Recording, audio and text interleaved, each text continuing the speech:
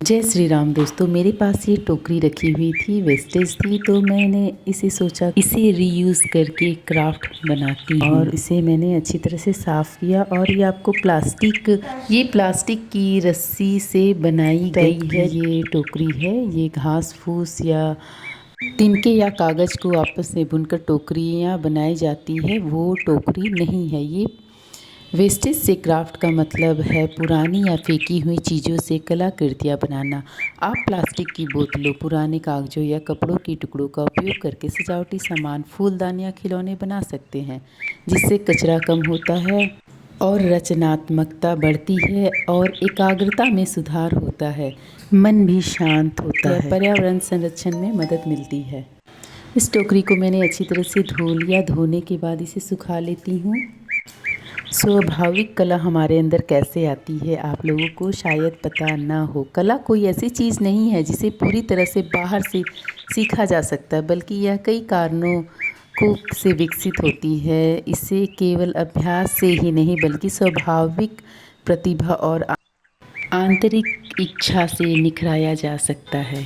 कुछ लोगों में कलात्मकता स्वाभाविक रूप से अधिक होती है। उनके मस्तिष्क में रचना थोड़ी अलग हो सकती है, जो उन्हें चीज़ों को अधिक बारीकी से देखने और कल्पना करने में मदद करती है।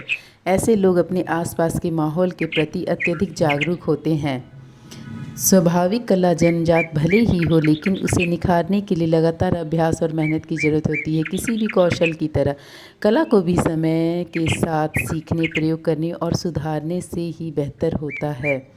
ये डॉल मेरे पास, ऐसे तो डॉल का यूज़ बहुत कम ही होता है, तो मैं इसे क्राफ्ट में यूज़ करना चाह रही थी, तो सोचा एक बार ट्राई करके देखती हूँ। और इसके साथ ही साथ दूसरी डॉल को भी बैठाया और ये बनने के बाद बहुत ही प्यारा लुक आया।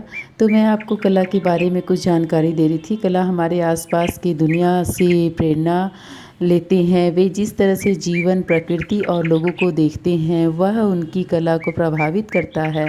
दैनिक जीवन में अनुभव, भावनाएं एवं विचार कला के रूप से बाहर जाते हैं। कला अक्सर भावनाओं को व्यक्त करने का एक छोटा तरीका होता है, खासकर उन भावनाओं को जिन्हें शब्दों से कहना मुश्किल होता है। जब कोई व्यक्ति अपनी खुशी या दुख या अन्य भावनाओं को व्यक्त करना चाहता है, कला उसके लिए एक शक्तिशाली माध्यम बन जाता है।